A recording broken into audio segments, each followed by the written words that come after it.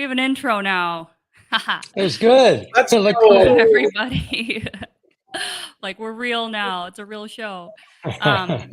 Welcome, everybody, to another Thursday evening Carnivore Mastermind. I'm excited, as usual, to be sitting down with my panel of awesome carnivores and all of you in the chat tonight. And of course, if you're watching in Futureland in the replay, welcome as well. We're going to be doing just kind of a chill, open topic Q&A night. I thought about throwing one of these in every once in a while, just because a lot of times I love doing the topics and talking about, specific things, but sometimes it takes us a long time to get to comments or questions. And so maybe once a month or once every couple months or something, we'll sprinkle one of these more open formats in, so we can all just kind of chat about whatever's on our minds and whatever you guys are thinking about on the other side of the screen here. So thanks everybody for being here. I guess we did have a poll this week, so I will bring that up and I was kind of curious just to know in general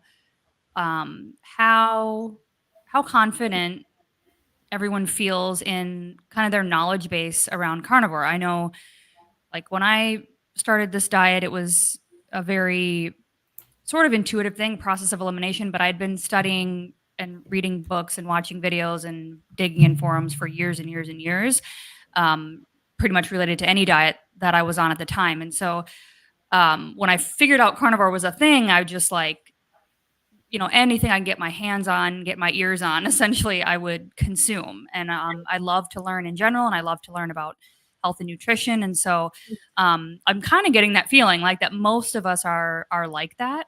And that was reflected in the poll this week, I think. So I asked you guys, how do you feel in terms of the knowledge that you've acquired about eating carnivore or a proper human diet? And then we're going to do the Ask Us Anything live Q&A this week.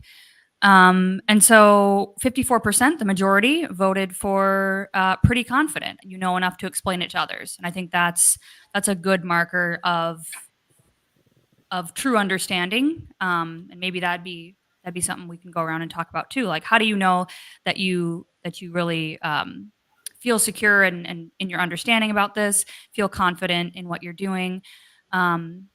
For me, I know if I can explain at least some of the concepts to other people, that usually makes me feel pretty good.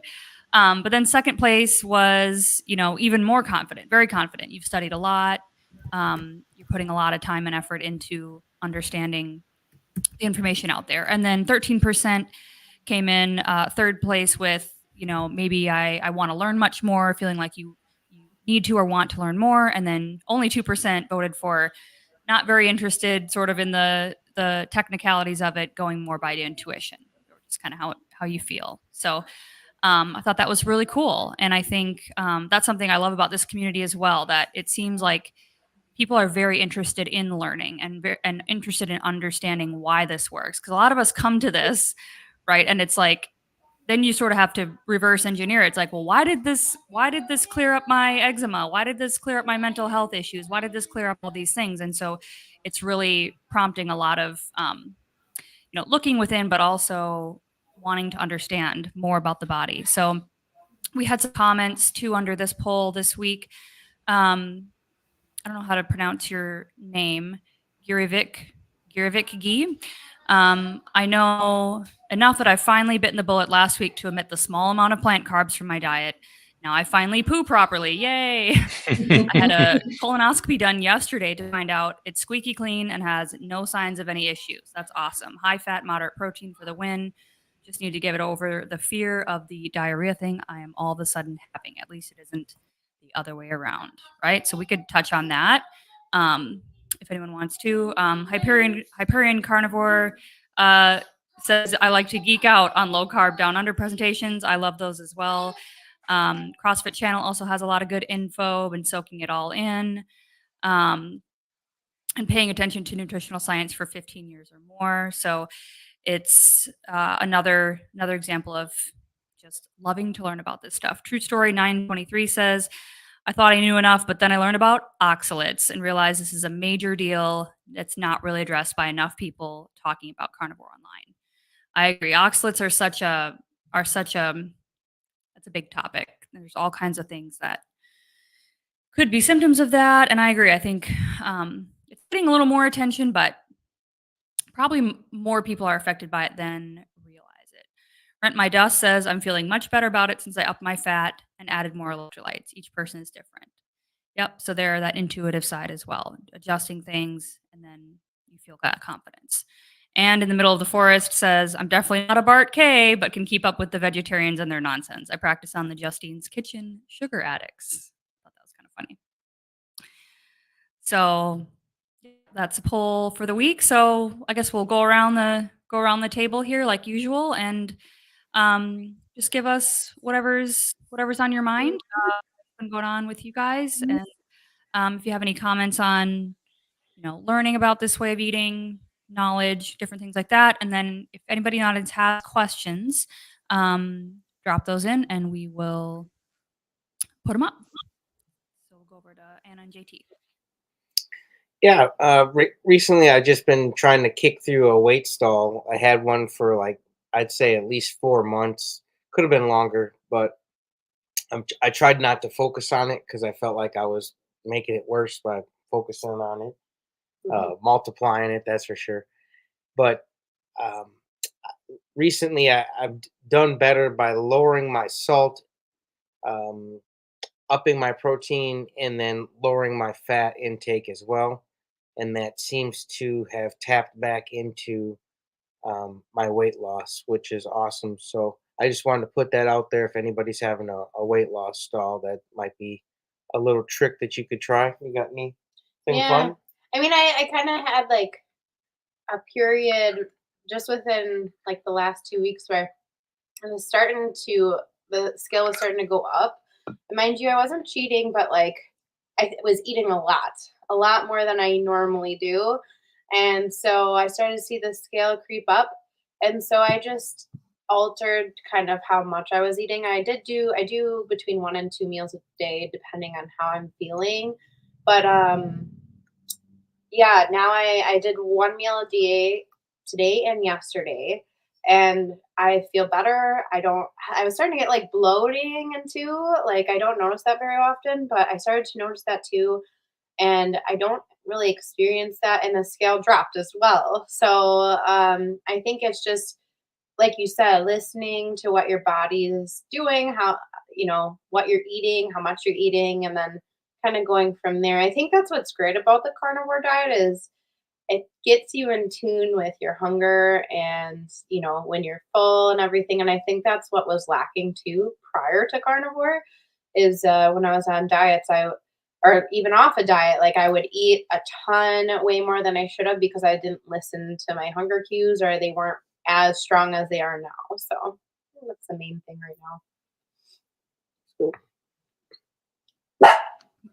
All right, down to Cammie. Hello. So I feel like when I was a young mom with young kids, that if I would have been on a parenting show, I would have thought that I knew everything, that I was like theoretical study had told me exactly how to be a marvelous parent. And I knew so much. Then my kids grew and I realized that I did not know as much as I think. And I'm really not all that. And I feel like I'm feeling that somewhat with carnivore as well.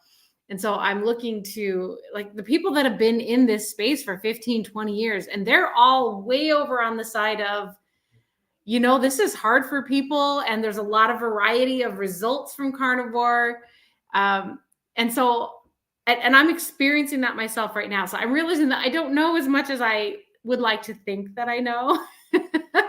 and that I have to be really open to a wide variety of responses to changing your diet, and that carnivore isn't going to solve everything for everyone every time, but it's a huge chunk of what's super important. And the other stuff may not work at all if you don't start with the carnivore diet. Like you've got to be putting in the right fuel and not putting in the wrong fuel to even start. So that's kind of where I stand on carnivore.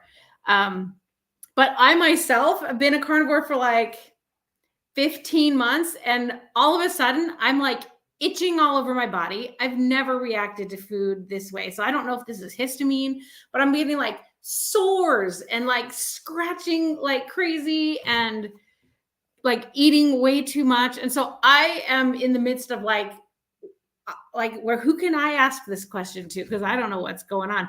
So it's just, you know, we're all going to go through ups and downs, and we have to figure stuff out and experiment, and N equals 1. And we just got to roll with the punches, but keep on the path. So that's where I'm at.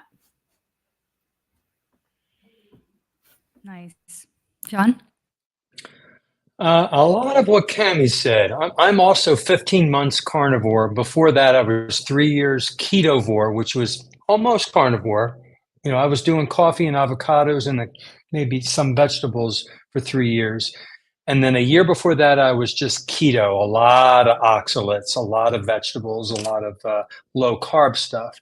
So I learned gradually. And I kind of didn't plan it. I just would watch videos, I would learn, and then I would say, oh, I need to change that. And then I would apply it to my life and see a positive benefit. And then it became part of what I'm doing every day, even today. And they're incremental changes. So my recommendation for people is that we're all unique and individual and different, and we all have to find what works for our individual physiology.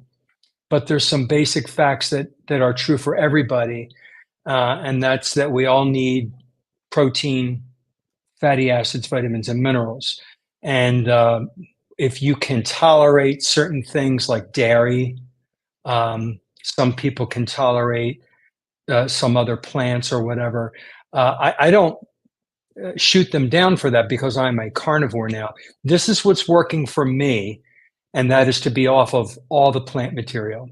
I had oxalate dumping, and that might be what you have, Cami. I'm not sure. But I had an issue with my eyelid.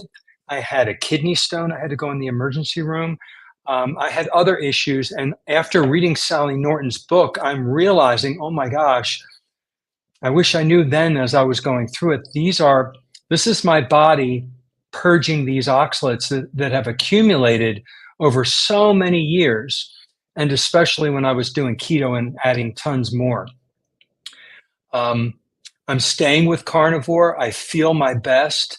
My weight is just right where it should be. If it goes up 3 pounds and then it goes back down. It's amazing what carnivore works with my body.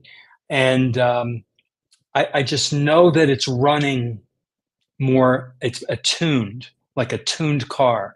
I can feel it better. I'm sensing all the signals that I hear we're supposed to sense. My hunger signals, I can sense them now. My satiety signals, I can sense them. They were all clouded up and muddied up before because of all the toxins and all the junk I was eating. And so now I can feel things a lot better on carnivore because my body's running on real clean fuel. Today, I just got to Austin.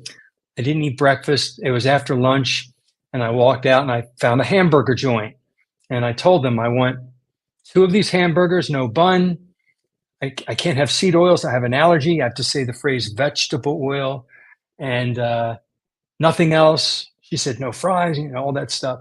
And I had 2 wonderful patties with Swiss cheese on top, and they're just delicious. But you have to make these decisions even when you're away from your kitchen. You have to stick with it. And then I went to the store and I bought some things for the room here. I'm in the hotel room, and I bought some canned salmon. I bought some butter. I have a little refrigerator, and I'm going to stick with this. We're going out to dinner tomorrow night. I'm so excited about that. So it's just your entire life revolving around your nutrition and trying not to give in. It's easy to give in at a party, at a holiday, on a vacation, and you have to stay true to yourself because you'll just pay. You'll pay for it in the end if you give in to little things and have some of the foods that hurt you before.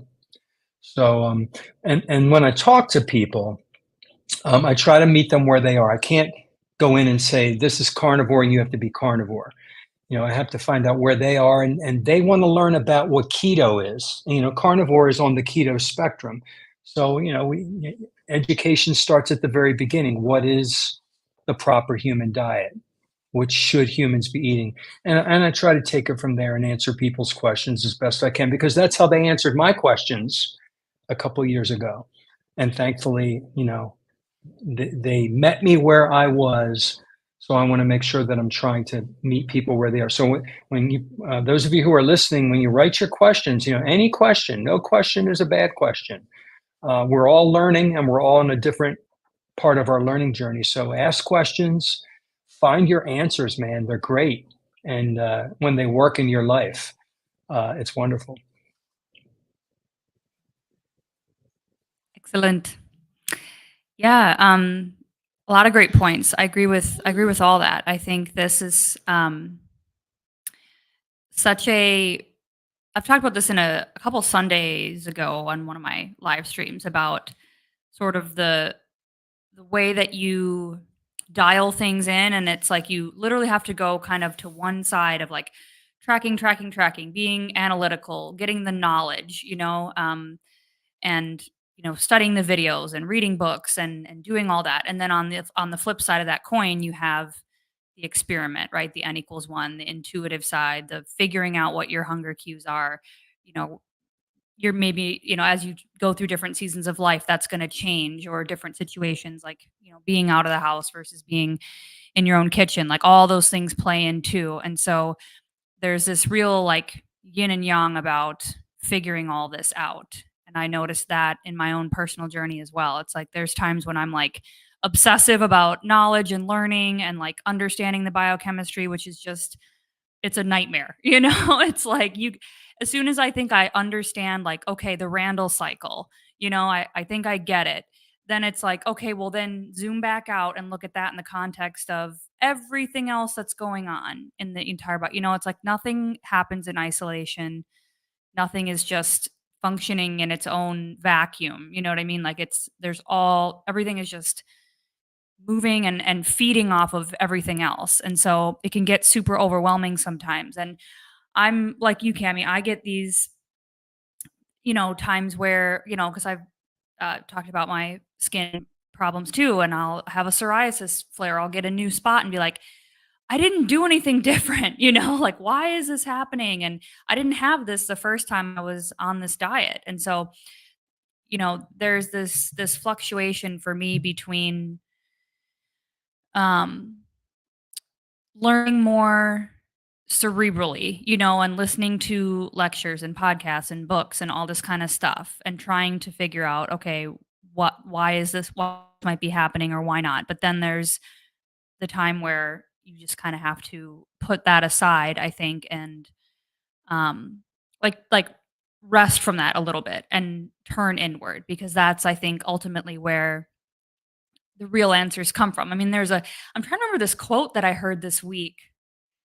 Oh, maybe it'll come to me later, that put this whole idea together in a way I've never heard it before. I think I was listening to, I'm pretty sure it was Dr. Bruce Hoffman, who I've just kind of discovered. I watched his interview on Judy Cho's channel, and then Sarah Kleiner had him on a few days back, and just incredibly fascinating stuff. He does integrated medicine, so not working just with nutrition, but with, sort of the 7 levels of different levels of healing: environment, nutrition, relationships, trauma, inherited trauma, all these kinds of things. So there's all these different levels, I guess, is what I'm getting at, to go into beyond nutrition. And so while I believe that nutrition is really one of the most fundamental things we can tap into and change and work with to improve our health, like you've all said, there's times to recognize that, on the one hand, we're not all the same in terms of our health history and what we're coming from and trying to heal, but some of these other things that have happened in life can also affect our health. And so there's a lot to it. There seems like it seems like there's unlimited things to know, and that's frustrating sometimes, especially when you're dealing with things that sometimes you don't want to have. And so, um, to sum up my journey too, I find when I get too sucked into listening to what quote unquote everyone is saying to do, and I don't mean that that's wrong advice or bad advice, or the intention is anything but good, from where it's coming from, but it totally clouds my vision. It totally clouds what my body's actually asking for. And so I always have to go back to that, and I've done that a lot recently, where it's like, um, I'm just fasting more. And I know that's sort of controversial, but it's like, I just feel better that way. And that really tunes me into when I'm actually hungry too. Cause I think I've been eating too much also. And I've been getting bloated and having loose stool and weird stuff like that too from time to time. And it's like, I don't think my digestion can handle eating too much, maybe like some other people's can. And so I'm very sensitive to those kinds of things. And even on a strict carnivore diet, I still run into issues if I am not fully in tune. And so I guess that is my answer kind of to the question. So I love learning. I have like an insatiable desire to learn more, but then I have to take breaks sometimes and just tune in and kind of let it soak in, you know what I mean? So,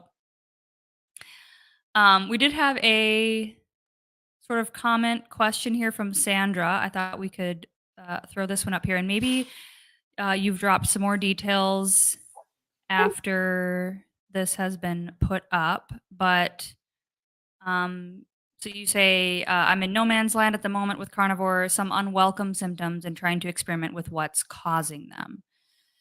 And so I think we asked, or someone asked if you had more details. Here's one. Stopped buying this. Oh, I think you said you were drinking too much water.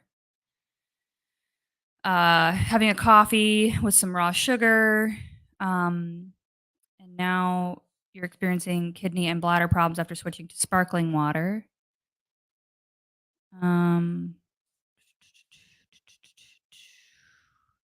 So, okay, here's the other one. Stopped buying this water and went back to tap water. Just feeling run down, cold sore, first one in 20 years. Okay, so,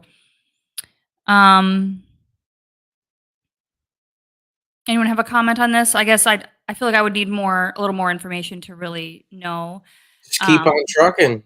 You keep eating carnivore. Chalk it up to, maybe just some bad luck, if you want to say. Like, I've had weeks like that where I'm like, man, what else could go wrong? Like, and then I have weeks where I feel, incredible. Like, sometimes you're gonna get sick on carnivore.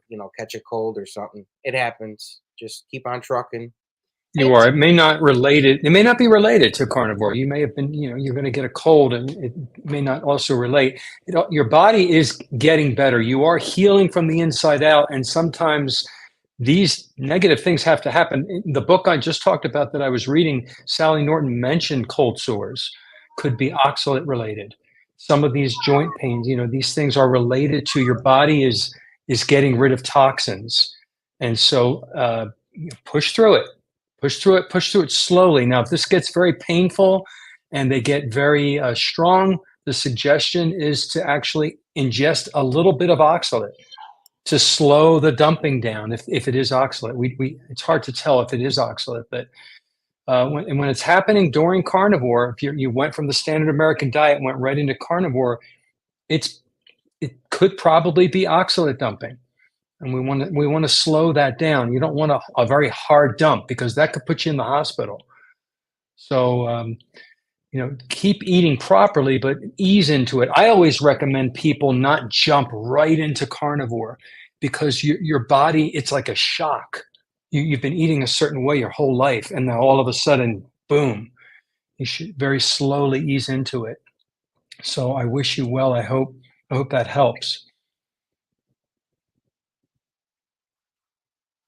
Sorry. I agree. Yeah, it's like I said, I'm in month 10 and I'm still getting some weird things every now and then. And I've had comments from people that say that, they're a year or they're 2 years in, and then they get an oxalate, thing or something happens. And so there again, it's we just don't know all the time what our body exactly needs to heal, how that's going to, what systems are going to be affected by that, and how long that's going to take. And that is kind of the frustrating thing sometimes. Nina, I'm also realizing it's not just oxalates. So I probably have oxalate dumping. I've also got seed oils stored in my body. I'm losing weight. So whatever my body stored in the fat at that point is now out there. I started using castor oil, which guess what that does? Draws toxins out. I take iodine, which guess what that does? Replaces toxins in your body. So I've got bromine and fluoride and chlorine floating around in my body. I probably crashed my liver. Like, my liver's like, okay, I give up. I'm just letting the skin deal with this for a minute. So I think we have to be aware that some of the things we're doing to heal ourselves, we may be just really stressing our bodies, and we have to be maybe more careful. Like, I know that book John just read is probably saying that. And the other thing I was just realizing is that we're now comparing our carnivore weight loss results. Some of us are probably comparing that to our friends, a lot of our friends that are taking Ozempic. They are losing weight, but we can't even compare to that. They're not dumping toxins. They're just covering up the problem. And they're going to be on this super expensive drug for the rest of their lives. We're doing something fundamentally different, which is changing our bodies from the inside out. And our cells take, like, in 7 years, we'll be a whole new person. They'll be exactly the same as where they're at right now. And we'll be a brand new person. So I don't know. I'll check back with me in 6 years, guys, because who knows what will be sitting here. It'll be someone new. Yeah, I really like that because it is. And I try to talk about this a lot to encourage myself and others, because it's like, this is the long game. You know what I mean? And we live in a world, right, where it's instant everything, instant gratification. We want the instant weight loss. We want instant, in my case, perfect skin again, and it's like, it's going to take time. I beat up my body through ignorance and through just being stupid. Ignorance, like, no one ever told me. I didn't know this information, about what food was bad and, how bad some of these things were. But then other lifestyle choices, right? Just bad news. And so why would I expect my body to just flip in a year? You know what I mean? It's going to it took time to get in here, and it'll take time to get out. So, I think I'm seeing, like, this question kind of resolved through the chat as I read further. But I did want to mention something that, here again, I don't know if this applies to you, Kenny, specifically, but I have been hearing some stuff that I think is sort of like a new excuse me, topic that's being discussed in this community. And so let me know, guys, if you've heard of this, but something called insulin suppression. I think the term was coined by the carb addiction doc, Dr. Siwas. Like, I had somebody in my comment section say, like, well, because on my insomnia video, where they're like, oh, you're not sleeping because you have insulin suppression. So basically the opposite of insulin resistance, where you are low carb for so long that your insulin's like, well, I don't ever get used, right? And so it just kind of stops. And then if you have something that does have sugar, it's like you don't pump out enough insulin. It's almost like a type 1 diabetic situation, although you're not technically a diabetic. So then your glucose might stay up like this and not come down in the correct amount of time, is how I understand it. I'll get you one in just a sec. So no clue if this is what you're dealing with, because I think you said, as we scroll down here, that you were pre-diabetic for what, 10 years? Where would it go? But it looks like you're improving, and so, sorry, if I could find the second second comment here. But have you guys heard about that? Like the insulin suppression, the sort of opposite of, okay, what are your thoughts on that? Well, I used to follow Dr. Robert Sivas religiously. An amazing man, so much knowledge. I've learned so much from him. But there's a few things that most of the other doctors out there disagree with him, and that this is one of those topics. They don't believe it's a thing. Talk to Dr. Ken Berry, Anthony Chafee. They don't agree with Rob Sivas on this topic, and a few other things that he says. I don't know because, he is a doctor. I'm not. I do know there's other variables. If a person is taking over-the-counter or prescription medicines, that affects blood glucose big time. There's always a blood glucose rise. If managing stress, and we all have different kinds of stresses. If you're not managing your stress and dealing with it, that absolutely raises your cortisol and your blood glucose. Those could be the factors. So I don't know if Robert Sivas is correct or not. I just know that a lot of people disagree with him on that. So I don't know. Something to think about for sure.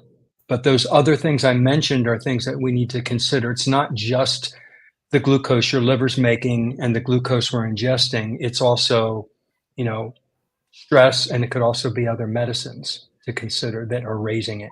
For example, not to go into a long story, but I was atrial fibrillation, which is gone now thanks to carnivore. But I had to take a beta blocker, and along with another medicine. And that beta blocker, one of the many side effects is it raises your blood glucose. And when I tested it on my Keto Mojo, my blood glucose was up constantly. It was well over 100 because I was on that pill. So with the help of my cardiologist, I very slowly weaned off of this medicine. I don't have AFib that much anymore. It's like 99% gone thanks to carnivore. But that medicine raised my glucose. So I don't know if this person, we don't know all the details of their life with glucose and why theirs is too high.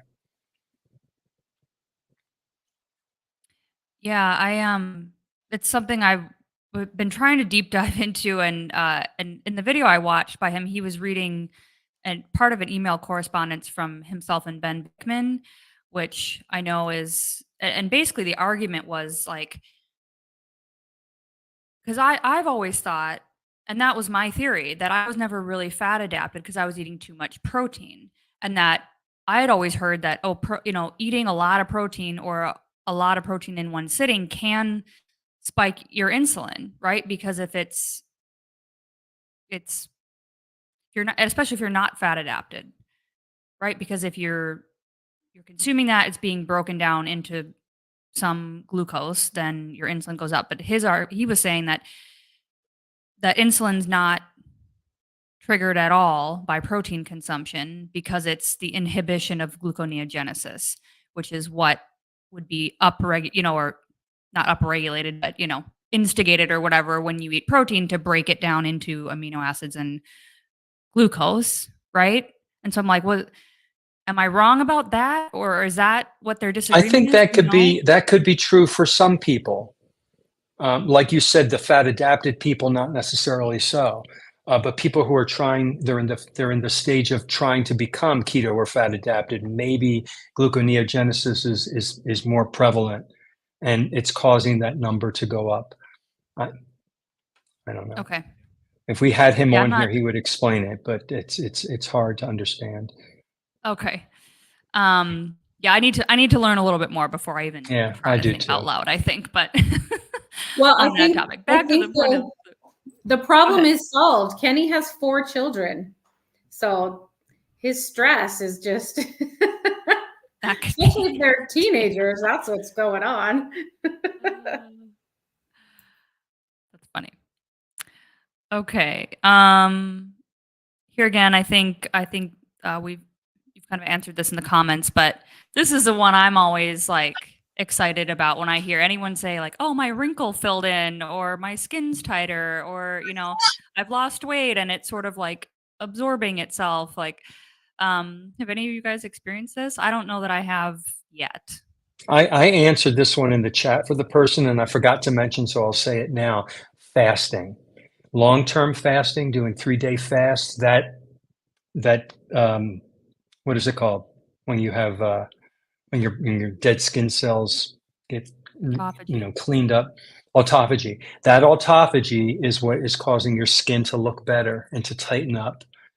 So not just eating this way, but fasting will help it. And it takes a lot of time, just like you said, Nia. We took our whole lives to get this way. We can't expect results overnight. So put the time, the effort in, and be consistent, and it works. A lot of people say their skin tightens up. How often? Because like I'm getting loose skin. I was over 300 pounds, so I'm getting Wow. loose skin pretty bad now. And so, how often do you recommend, or do you see people fast in that state for longer periods?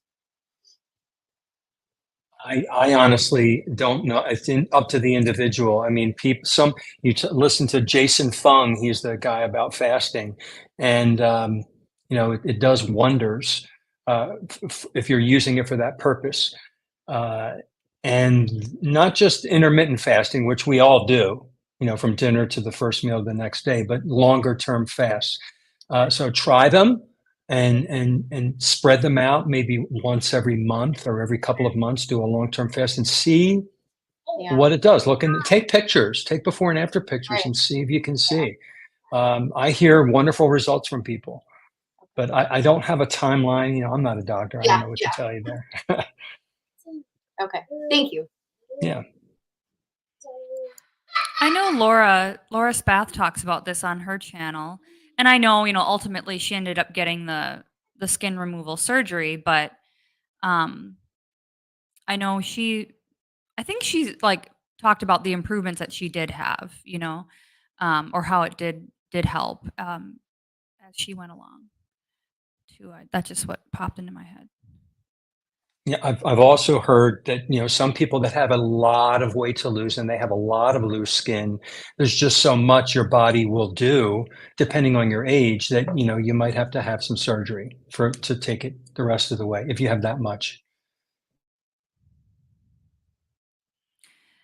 Yeah, I'm still a fan of fasting. I just think too, from a gut health perspective, I just like I can I can just see it. You know what I mean? Like because today I think I skipped breakfast. I've been eating breakfast. I've been kind of eating 2 meals again, and then today I was like, I'm just not hungry, and I've been super busy all day, going since 5 a.m. And it's like, um, by like 1:30, I was like, oh, I should probably eat, and like that's the feeling I want, where I'm like, oh yeah, it's been over 24 hours or something. I should probably have a meal, and it's like, okay, then whereas sometimes if I wait too long or fast too long, then I'm like really, really, really hungry. And then I kind of just like, rah, shovel everything in and then too fast. And then I'm like, ugh, for 2 days, And so it's weird, but it's like, it's tricky to kind of find that perfect spot. But I feel like the last couple of days, I'm like, yeah, this is how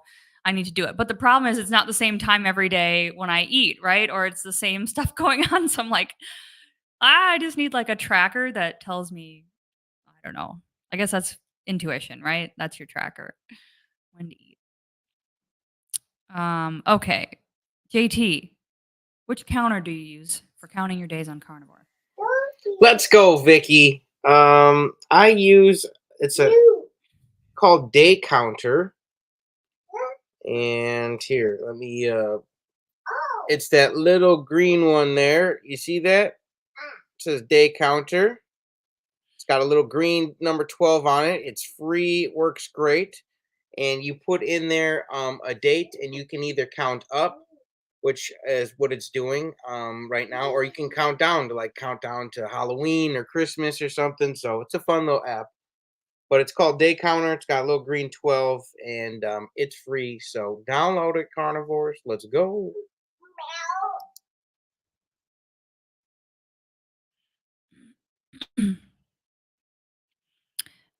Okay, Deborah has a question. Newbie, I need advice. Been feeling good. Am I eating too much? 2 burger patties with cheese and 3 eggs.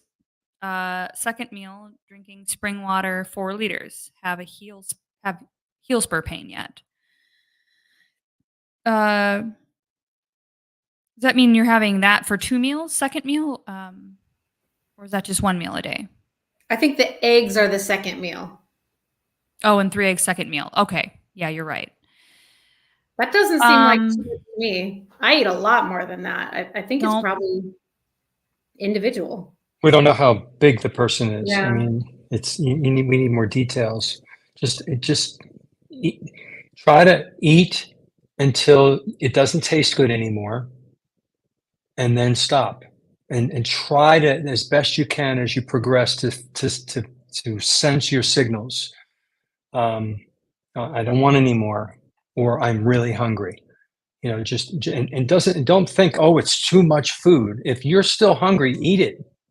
Your body wants it. And We tend to overthink it. We're like, oh, I should have this much water and this much food. And animals in the wild don't measure or weigh or track. They just eat when they're hungry and they stop when they're full. And we're an animal. We need to stop overthinking everything.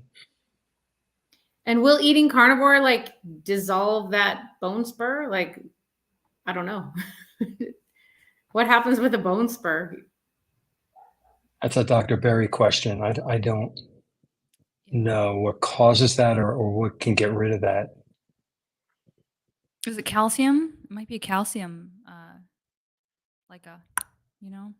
because people, you can get that in any joint, really. And I've heard those are super painful. I've never had a heel spur, but eesh, I can only imagine. So hopefully it will resolve. Yeah, I go back and forth. Some days I eat a lot, and then other days I'm like, yeah, 2 burgers and a couple egg yolks is all I want. And then I'll fast for 24 hours, and then I'll eat 3 meals on the next day, and it's like, I don't know, it's just it changes a lot for me. But I'll have like a couple weeks where I'm like, I feel like doing 1 meal a day, and then I eat more, and then I eat less, and so yep. Patty says, "Hi, I'm 69 and walk 3 to 4 days a week. Have been carnivore 3 months. When can I start weight training and how many days a week? I'm in excellent health," says the doc. Nice. Whoops. Well, I will throw out kind of the general answer that I hear typically is whenever you get that energy where you feel like, I need to burn this, I need to go to the gym, I really want to. And, when you really feel like you've got the energy for it, I would say start with, if you're 69 and you're walking, I would say personally to start with body weight training, like functional training, and I wouldn't go straight to weight bearing exercise until you've kind of nailed down some good body weight training. Just because you may not know what even compensations you might be having or what imbalances you might have, muscularly or skeletal wise. And so sometimes going to like those machines in the gym or doing like certain types of exercise, repeating certain things, especially adding weight too soon, can actually make things like that, worse. And so, shameless plug, you can check out the 2 classes on my channel now. My goal is to post 1 a week. I still need to film one before tomorrow. I don't think it's going to happen this week because I still have a bunch of stuff to do before I leave. But, I've always been a huge fan of yoga, a huge fan of like Pilates, that type of stuff, just to, again, just train the whole body, open everything up, get everything lined up properly so that you can function well in your everyday activities, and then progress to loaded resistance training once you feel like that baseline is there. So that would be my advice. Anybody else?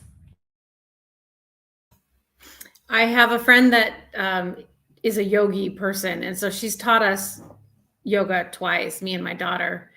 And it is you get done, you're like, we didn't do anything, and then you are sore and you can't believe how you feel, and it just feels so amazing.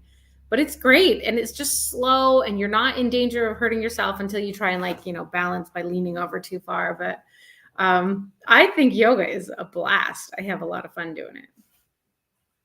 And I agree with everything you said. And Nia, you hit the nail right on the head with that. Just listen to your body. You're already walking, go in it slowly. Eventually you can add some weights, but not right away. You don't want to hurt yourself.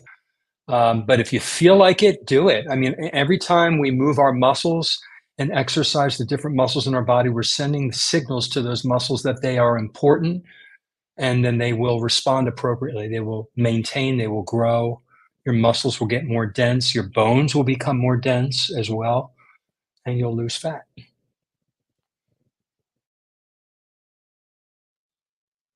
Agreed. And it's good for your mind. You know, I just like stretching, restore, like it's such a way to breathe and just like release tension and release pent up emotions. That's the class I'm about to film is hip openers, really focusing on hip openers because we hold a lot of junk, like not just structurally tight. Everyone's hips are tight, but it's like there's a lot of emotional pain and trauma stored in the hip area too. And that's another thing on this journey, right, to look into is learning how to process our emotions differently, right? Because a lot of us went to food before, went to alcohol before, went to these other things to cope with life or to cope with what we wanted to feel more or didn't want to feel more of. And so this has always been my favorite way to try to find a way to do that that's actually healthy and productive. And so just another side benefit in my opinion.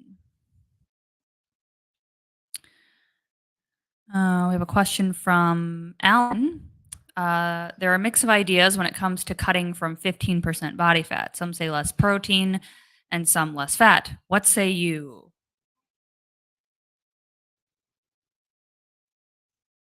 What do y'all think? I mean, as a female, I don't think that would be a healthy range for the vast majority of ladies. I think what's the healthy range of for men? It's like what, 6 to or the lowest percentage is like 6% that you can still like maintain adequate hormone status or whatever. And for ladies, I think it's like what 18% or something like that. If I remember right. Let's see here. Yeah, somebody Google it. But you know, I think there again, like getting to that sort of fitness model sort of status, I think it's a combination of number one, genetics. Some people just are more genetically predisposed to, you know, whatever your body type is, to getting super lean.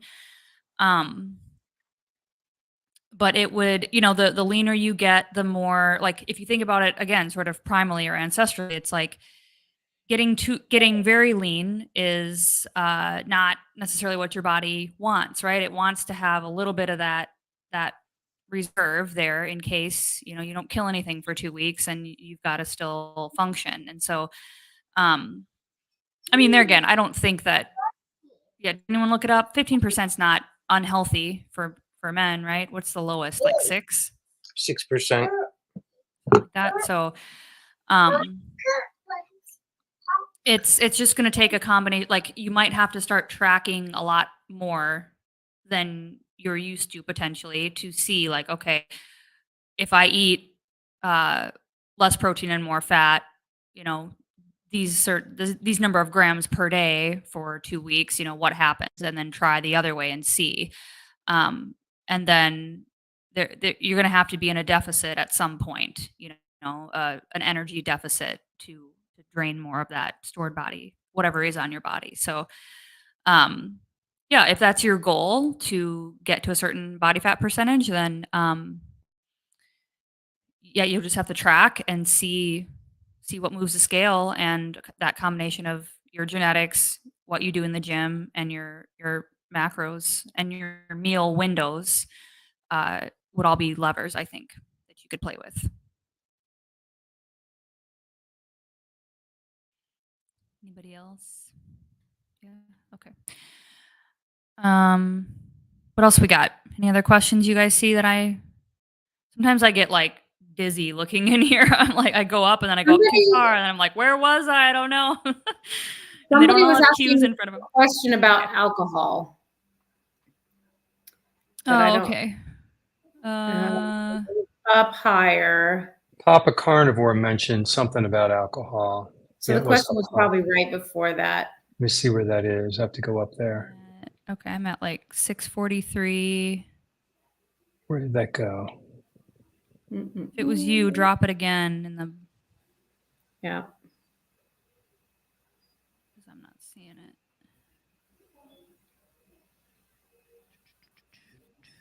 Well, while we're Well, I mean, we can waiting, talk about alcohol. Let's talk about alcohol. Exactly. Yeah. You know, It's at alcohol 7:38, is Carnival for life. 7:38. 738. alcohol is a toxin. We get no nutrition from alcohol at all. There's no reason to drink it other than to get the drunk feeling, the little tipsy feeling. And our liver sees it as a toxin and has to process it. And while it's processing the toxin, it's taking away the bandwidth from all the other 200 jobs that your liver has to perform.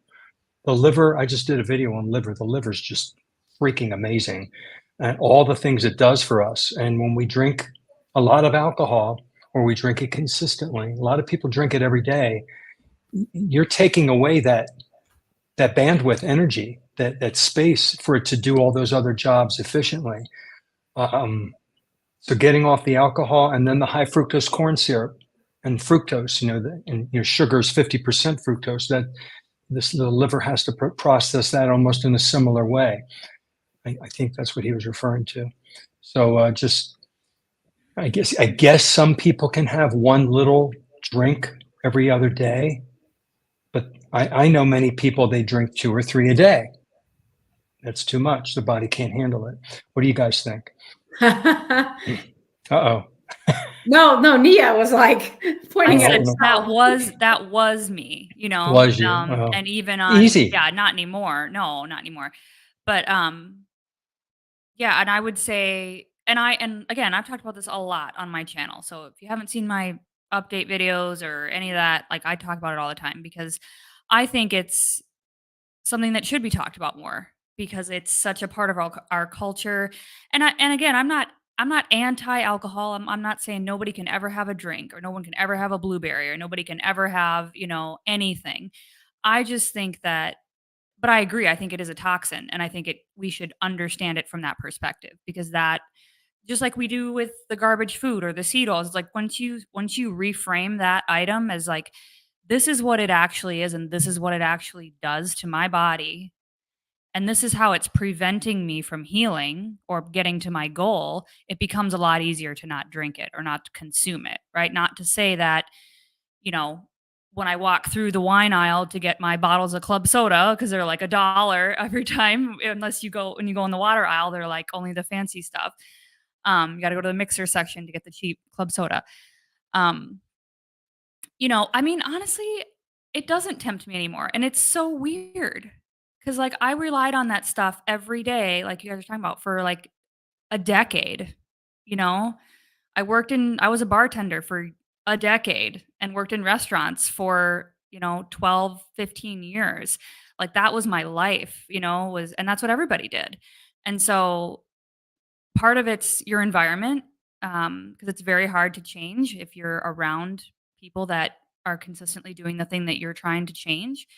And then from a nutrition standpoint, the longer you do this diet, I think there's tons of people that talk about how they just lose their craving for it.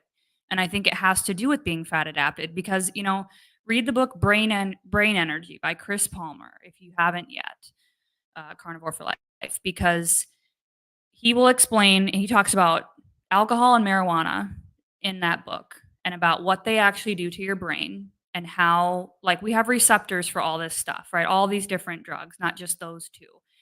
But they mimic other functions that are natural functions, right? And so that's really inspiring too, right? Because ketones actually, and Dr. Palmer said this in an interview, I think with Thomas DeLauer is maybe the first one I saw, but other people too, or no, it was Jordan Peterson, I think, the first time I heard him say this, where you can actually give people who are struggling to quit alcohol like an exogenous ketone beverage.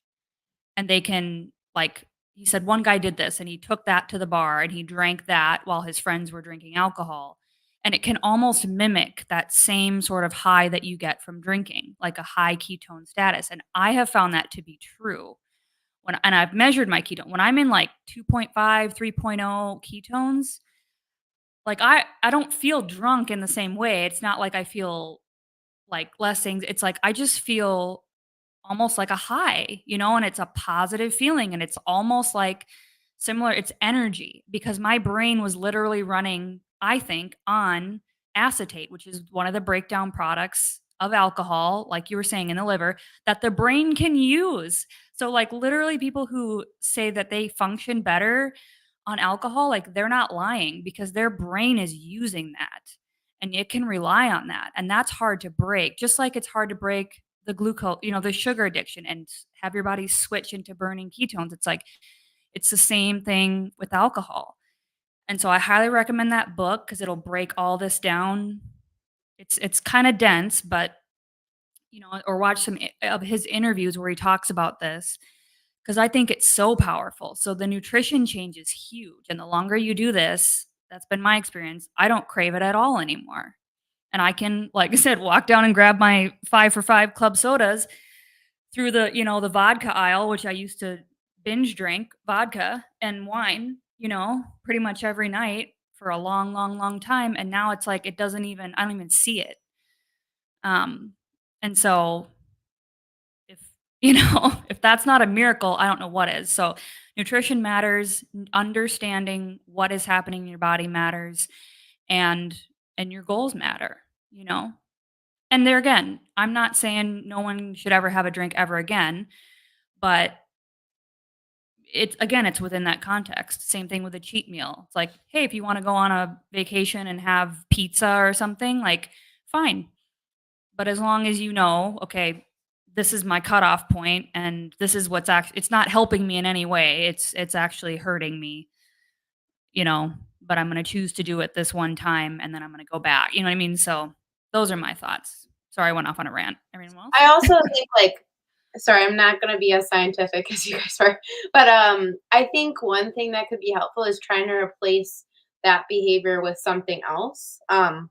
So for me, I was addicted to diet soda for a long time and I switched to carbonated water and that helped me. So if there's something that you can find that's equally as satisfying, maybe not in that moment, but like that you can build a healthy habit around, I think that can help. I agree. Dr. Robert Sivas, this is where he comes in and shines because as known as the carb addiction doc, he talks about addiction to sugar, to alcohol, to all these things. And one of the main facts that he talks about is removal and replacement. When you remove something, whether it's cigarette smoking or alcohol or sugar and carbs, there's a gaping hole that's left in your life. It's like a death in the family. You mourn it, you miss it, you get depressed over it, and then you go back to it. So you have to put something in its place that's neutral or positive, that's not negative, and work with that and ease into that. That's how I quit coffee that way, actually. I very slowly eased off of it and I replaced it with hot water with butter. So I still had the mug. It was hot. I still did the ritual, the motion, the action, and I very slowly transitioned to just having a glass of water in the morning. But if I just stopped drinking coffee, and I know I was going to get the caffeine headache, but you still miss the behaviors associated with that addiction, the behaviors associated with the alcohol or the smoking or the drinking or the carbs. So replacement is huge. It's a vital thing. I mean, you have to replace them with, and there's a whole list of tools that you could put in that toolbox that are emotional management tools, like doing a puzzle, going for a run, talking to a friend. You can replace a bad addiction with an activity as well. A lot of stuff I learned from that guy. I disagree with him on some things, but I love him for a lot of the other things. Yeah, I started doing self-hypnosis and one of these years, I'm going to make a video about it. I keep saying it, but because hypnosis is not what most people think it is, and I've gotten some comments. It's like, oh, that's, crazy stuff. It's like, it's not, you don't lose control of your mind. You're not under someone else's control. You're not in some like, you know, super crazy la la land. It's like we're all in hypnosis every day. Like if you drive a car and you're driving a very familiar route and you kind of like space out, you know, and you're like, "Oh, I'm home, but I don't really remember driving." It's like you were in a hypnotic trance. Like that is just a normal, it's alpha brainwave state. Um and so we're in beta most of the day, right? When our conscious awareness, we're what we're doing right now. But when you drift into, you know, drop down into alpha, that's and then you have uh delta and theta, which are like the lower two when you're asleep. And but your ears are always on, you know what I mean? So you can always hear things. And so it's a way to uh tap into that alpha brainwave state so you're relaxed. And that's what I couldn't do. I couldn't relax without alcohol. And so I realized that. Or, I mean, I remember writing in my journal years ago that I can't feel unless I drink, like happy or, you know, like, so I knew this about myself for a long time, but I just struggled and struggled to, you know, make a permanent change about it. Um, but anyway, that really helped because it's like that taught me how to relax. And so I've been listening to self hypnosis tracks like every single night pretty much since I started carnivore again, so like 10 months. And that was a huge key for this as well because it's a replacement for relaxation and it's subconscious reprogramming. And so you can go in and you can rewire these negative thought patterns and, you know, why can't I do this? Or why don't I have the ability to feel this or that, right? And you can get specific scripts for specific things that you want to work on. And so I found that, again, in combination with all these other things to be like, that's how I am. Is that on an app or is that like things you find on YouTube?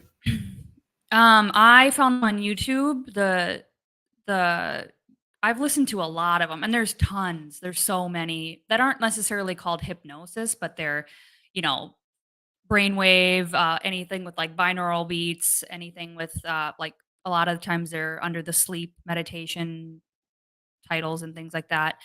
But they're all similar. But what I like about hypnosis, and so I do Steve G. Jones is the hypnotist, and he's been on a couple TV shows. He's kind of like a famous celebrity hypnotherapist, but he has some free tracks on YouTube, and then his website has a bunch, like dozens and dozens and dozens of different ones. And so you can go in, like, there's stop smoking, you know, there's one for carbs, there's like, you know, all these different things with just different scripts in them. And so that's what you're programming in once you go through the visualization, you relax.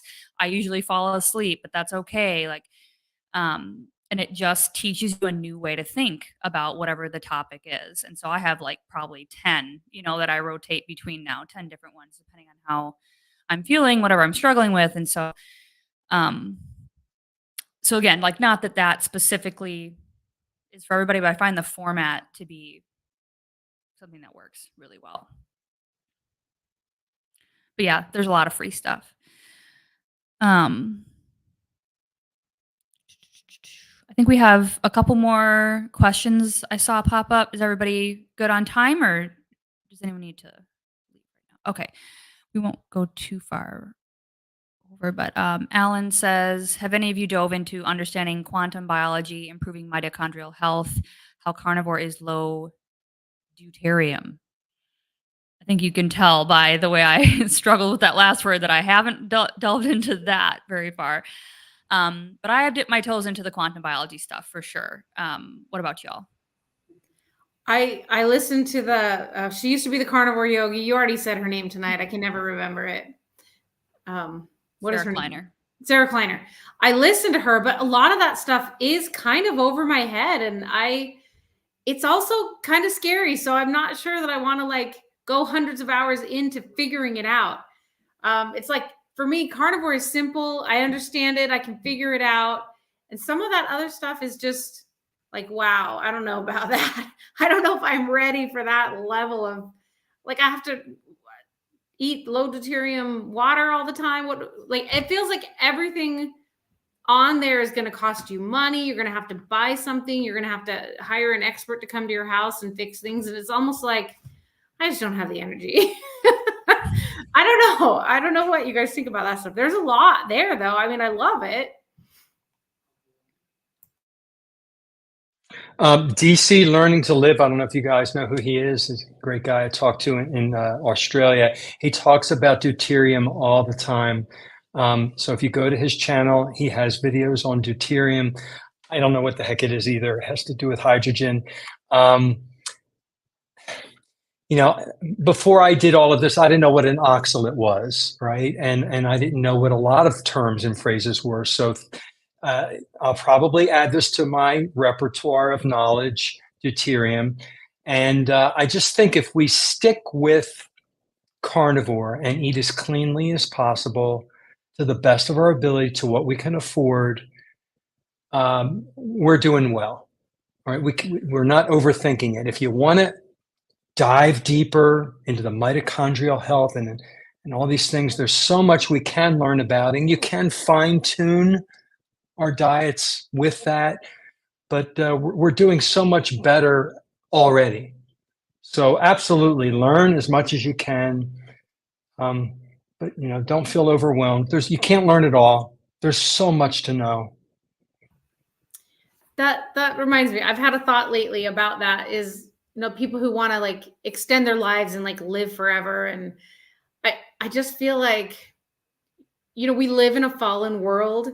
This is not the eternal realm. I just feel like we're putting too much energy into trying to live forever and be perfect in this life. I don't think this isn't the place for that.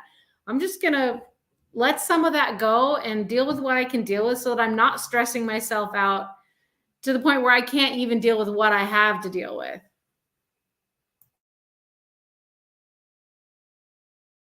Yeah, I totally agree. And sort of on that flip side of the coin thing again, it's like I get real obsessed and I'm super fascinated with all this stuff. And so on the one hand, yeah, I just listened to the thing I brought up earlier with Dr. Hoffman, and I was like, oh no, let me go down this rabbit hole, you know.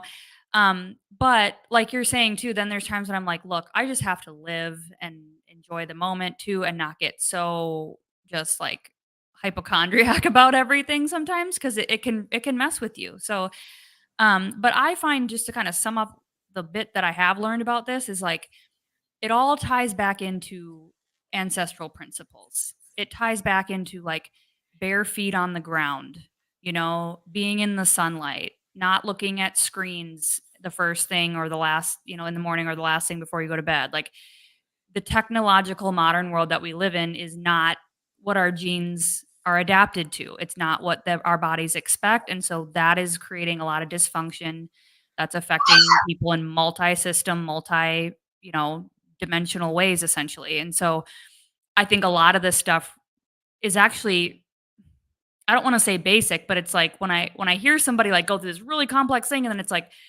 so what you're telling me is I need to look at the sun at, you know, when it's rising, you know, or look at that east facing light in the morning. It's like, oh, okay. But that's what's all, you know, all the photoreceptors in your eyes, and then all the spillover from everything. It's like, oh, it's because my body is designed to operate that way, and I'm not doing that. So it's actually a simple solution, but it's like, but someone had to go through that whole, you know, of like figuring that out. And I think that's so fascinating that that's what's happening right now. Is like, we're rediscovering like what is a proper human diet. And I think somebody who brings this up, who's like, was it Adrian? Somebody said this recently, who was like, think about our ancestors looking down on us right now, like laughing, like just cracking up, being like, oh, you need to be told that you need to walk barefoot on the ground. Like what's wrong with you guys, you know? And so I think, you know, part of it's just that.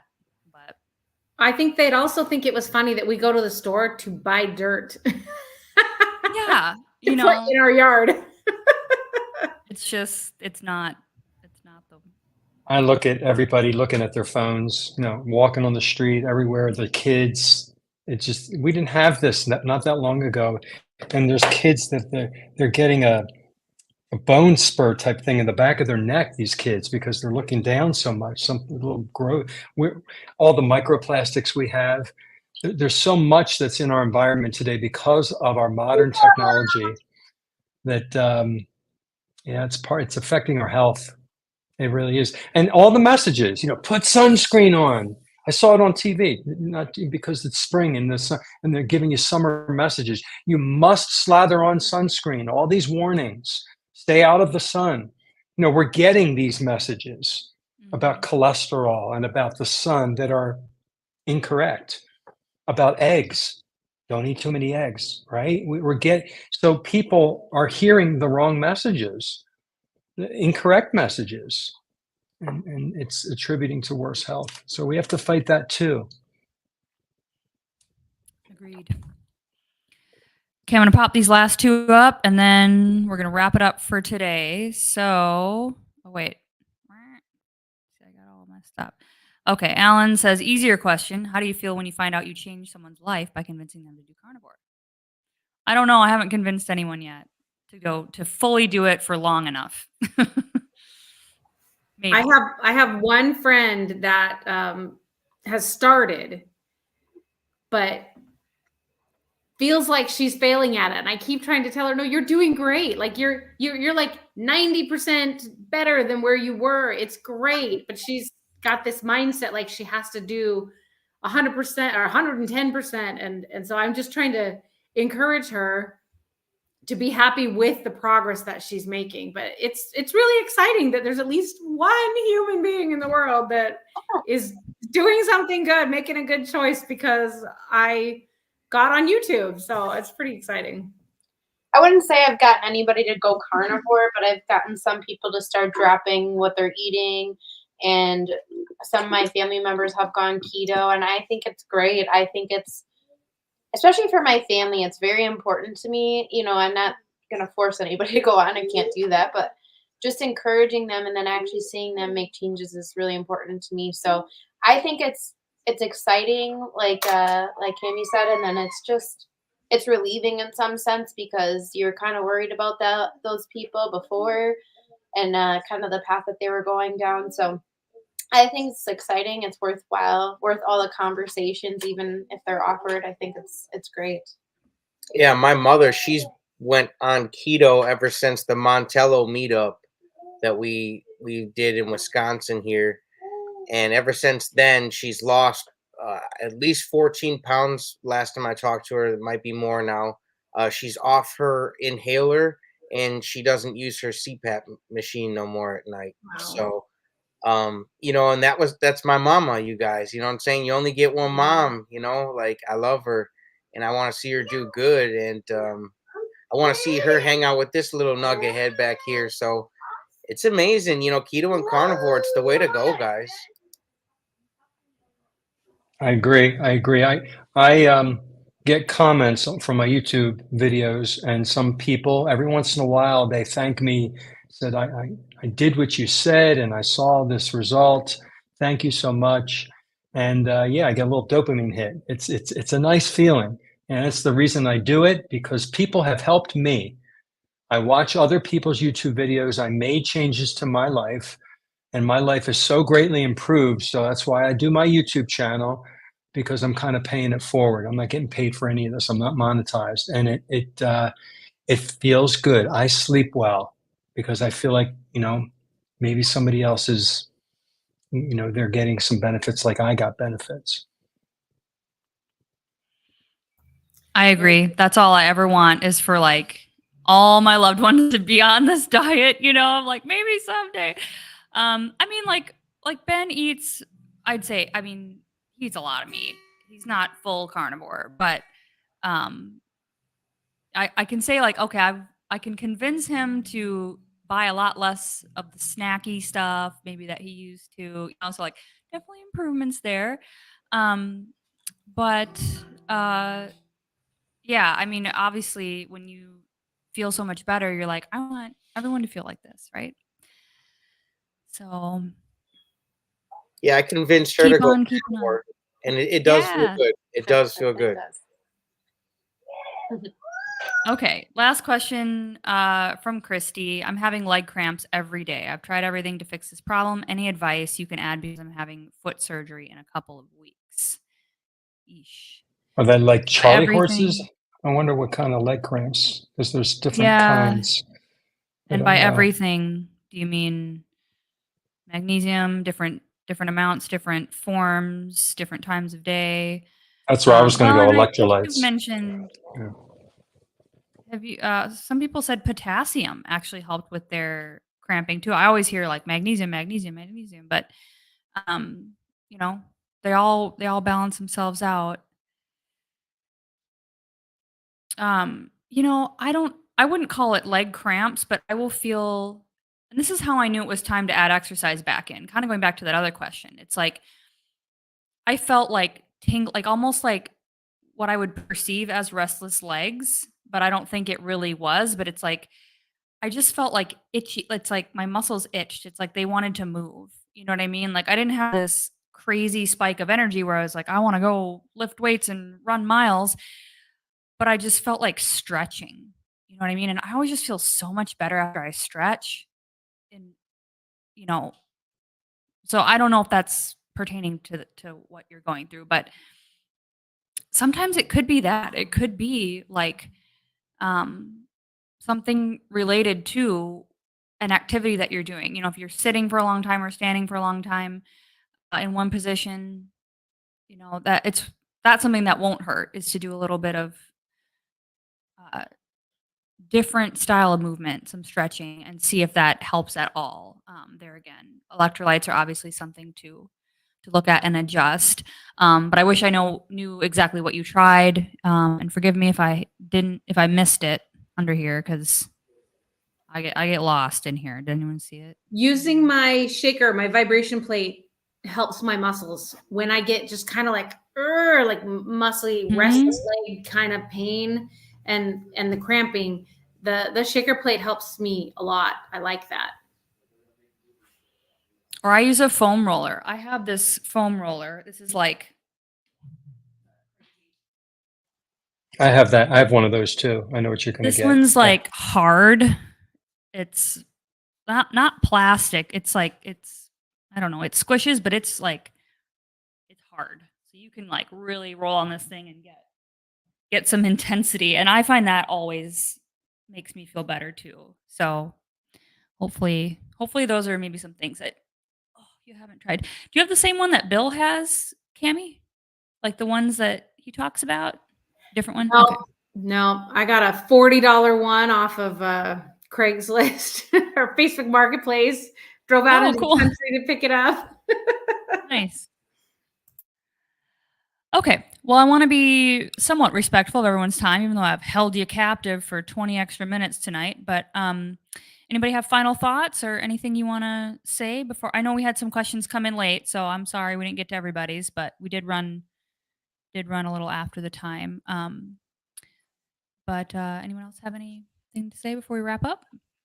If you're stalled on your weight, don't give up. I was there for at least 4 months. Don't give up. Don't give up. And I even said if I didn't lose another pound from there, I would still stay on the diet because I feel so good. So just keep it in there if you're getting frustrated with the weight loss stall. Just wanted to say that. Yeah, and I think too, like kind of going off of that, you got to remember where you came from. Like I think sometimes you feel so good, you forget how your old life was, how you feel, and then it's just not worth it. So I agree. You gotta stick to it. Awesome. Well, thanks everybody for being here. I appreciate your time tonight and everybody in the chat. I'll be streaming live Sunday. I'm planning to do the same time from Hack Your Health. So if anybody is there, and y'all are there and you want to, I don't know.